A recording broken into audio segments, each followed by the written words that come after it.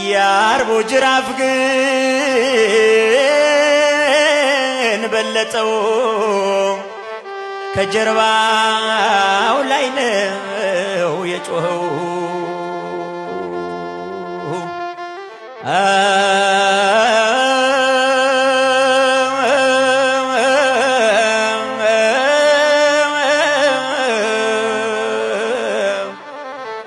ስማኛ አምላኬ ምነው ያ በር ከተከፈተ መድኃኔዓለም አንተ ቤት ይገባል፣ ሊባርክ ይገባል፣ ጉድለትህን ሊሞላልህ ይገባል፣ ያጣኸውን ሊሰጥህ ይገባል፣ ከእጅህ ላይ የተበተነብህን ነገር ወደ እጅህ ሊሰበስብልህ ይገባል፣ የመረረብሽን ሊያጣፍጥልሽ ይገባል፣ የተዘጋውን ሊከፍትልሽ ይገባል፣ የደረቀውን ሊያለመልምልሽ ይገባል። ይመጣል መድኃኔዓለም ጠብቁት። ግን ማይዜት መጽሐቤ ወደ እኔ መቼ ትመጣለህ አሉት። መድኃኔዓለም አንተማ መተህ ነበረ እኔን እንጂ አልገኝ አልኩት። ይሄው እዚህ እንኳን ወተን እኛ አልመጣንም እያለን እኮ የለንም፣ መተንም እኮ አልመጣንም።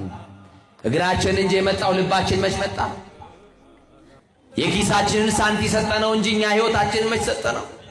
መጋቢት 27 ቀን መድኃኔ ዓለም እያለን በታላቅ ድምቀት የጌታችን የመድኃኒታችን የኢየሱስ ክርስቶስን ጥንተ ስቅለቱን እናከብራለን። ይህንን ክብረ በዓል ስለምንድን ነው የምናከብረው? በዚህ ዕለት ምን የተፈጸመበት ዕለት ስለሆነ የሚለውን ስንመለከት የዓለም መድህን ኢየሱስ ክርስቶስ ከቅድስተ ቅዱሳን ከድንግል ማርያም በነሳው ሥጋ በቀራንዮ መስቀል ላይ ተሰቅሎ ሕይወቱን ለዓለም ቤዛ አድርጎ የሰጠበት ቀን ስለሆነ ነው መጋቢት 27 ቀን ማለት ነው።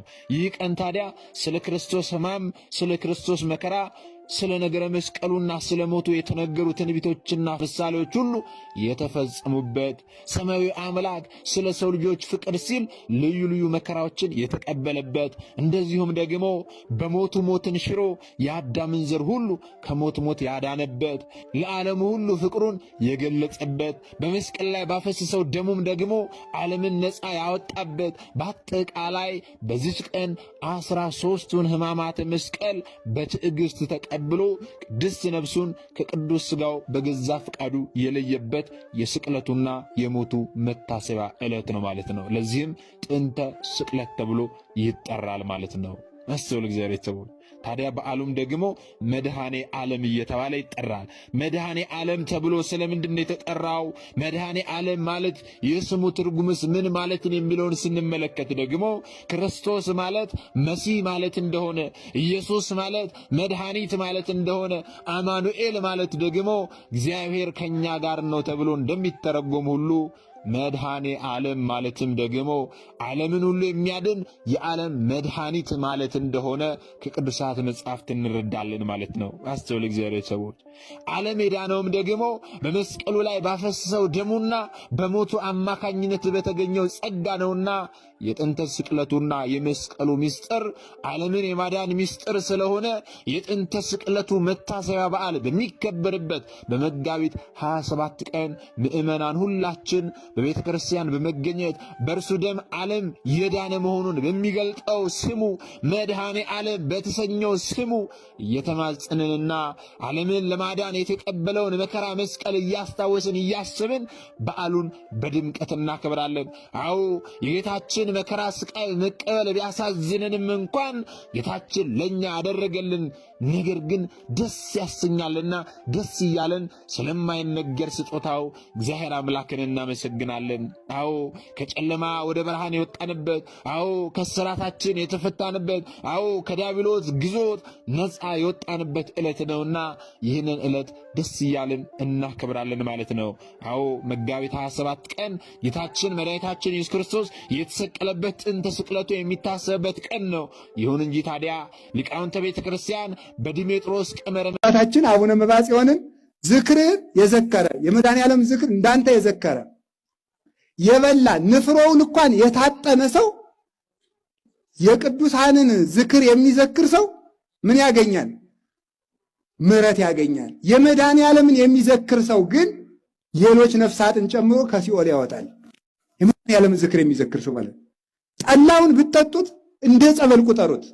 የመድኃኔዓለምን ዝክር ንፍሮውን ብትበሉት እንደ መድኃኒት ቁጠሩት፣ ይፈውሳችኋል። አክብራችሁ ከተጠቀማችሁት ማለት ነው። የኔታ በእውነቱ የኔታ ሊቀ ሊቃውንት ዕዝራ ሐዲስ የመድኃኔዓለምን እንኳን ዝክሩን የጠጣ እንኳን ጸበሉን የቀመሰ ከመድኃኔዓለም ቤተክርስቲያን ውስጥ በበቀለው እንጨት የተገረፈም ቢሆን ይፈወሳል ይላል። እውነት ማለት ነው። ይህ እጹብ ድንቅ እኮ ነው በእውነቱ ማለት ነው። እውነት እኮ ነው ማለት ነው። የመድኃኔዓለም እንኳን በረከቱ እንኳን የቤተ ክርስቲያኑ ግቢ እንኳን ጸበሉ እንኳን አፈሩ እንኳን እንጨቱ ስሙማ መቼም ትልቅ ነው። እንዲያው ዱላውም ቢሆን በረከት ነው። የሱ በትሩ ራሱ የሱ ግርፋቱ ራሱ በረከት ነው። ለምን? እሱ አስጨንቆ ያሰፋል። ወምንዳቤ አርሃበሊተ ስለሚል ግርፋቱም ቢጨቀንም ቢጠበንም የሱ መከራው ሁሉ በረከት ነው። የአባታችን የአቡነ መብዓ ጽዮን የጌታችን የመድኃኒታችን ኢየሱስ ክርስቶስ ቸርነቱ እንዲያድርብን ሁላችሁም ስጋውን ደሙን ተቀበሉ። እስኪ አሁን ስጋው ደሙ ያልተቀበላችሁ እጃችሁን አውጡ። በሉ ሁላችሁም ከፍ አድርጉት። በደንብ ከፍ አድርጉ። በደንብ አድርጋችሁ ማለት ነው። በደንብ እንዳታወርዱት፣ እኔ አውርዱ ሳላላችሁ ከፍ ጨምሩ። እንዳይደክማችሁ አድርጋችሁ ያዙ። እንዳታወርዱ። አሁን ቆዩ። እሺ ጲላጦስ ሆይ በሉ የጌታችን የመድኃኒታችን ክርስቶስ ስጋ ስጠን በሉ። ጨምሩ። ሁለተኛ እሺ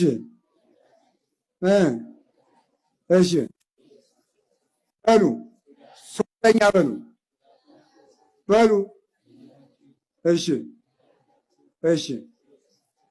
እሺ እንዳታው እኔ የዛሬ ዓመት እዚህ በዓል ልምጣ። አረ ግን ጥሩኝ ይመስላል አይደል? ጥሩኝ ይመስላል። እሺ ልምጣ። ጥሩ። እንዲያ ከሆነ እናንተ የዛሬ ዓመት እስከ ዛሬ ዓመት ትቆርባላችሁ። አቆሩ እንዳታወርዱት። እስከ ዛሬ ዓመት እስቲ አሁን እስቲ ተመልከቱ።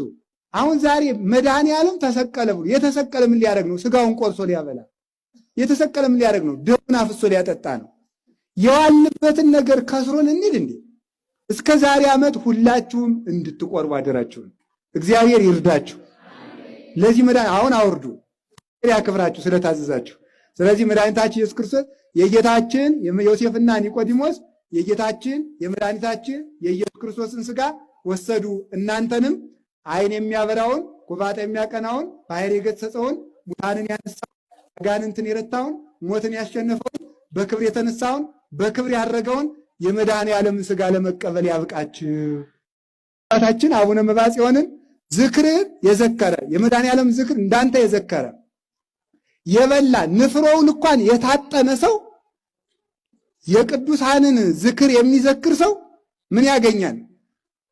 ምሕረት ያገኛል። የመድኃኔዓለምን የሚዘክር ሰው ግን ሌሎች ነፍሳትን ጨምሮ ከሲኦል ያወጣል። የመድኃኔዓለምን ዝክር የሚዘክር ሰው ማለት ጠላውን ብትጠጡት እንደ ጸበል ቁጠሩት። የመድኃኔዓለምን ዝክር ንፍሮውን ብትበሉት እንደ መድኃኒት ቁጠሩት፣ ይፈውሳችኋል። አክብራችሁ ከተጠቀማችሁት ማለት ነው። የኔታ በእውነቱ የኔታ ሊቀ ሊቃውንት ዕዝራ ሐዲስ የመድኃኔዓለምን እንኳን ዝክሩን የጠጣ እንኳን ጸበሉን የቀመሰ ከመድኃኔዓለም ቤተክርስቲያን ውስጥ በበቀለው እንጨት የተገረፈም ቢሆን ይፈወሳል ይላል። እውነት ማለት ነው። ይህ እጹብ ድንቅ እኮ ነው በእውነቱ ማለት ነው። እውነት እኮ ነው ማለት ነው። የመድኃኔዓለም እንኳን በረከቱ እንኳን የቤተ ክርስቲያኑ ግቢ እንኳን ጸበሉ እንኳን አፈሩ እንኳን እንጨቱ ስሙማ መቼም ትልቅ ነው። እንዲያው ዱላውም ቢሆን በረከት ነው። የሱ በትሩ ራሱ የሱ ግርፋቱ ራሱ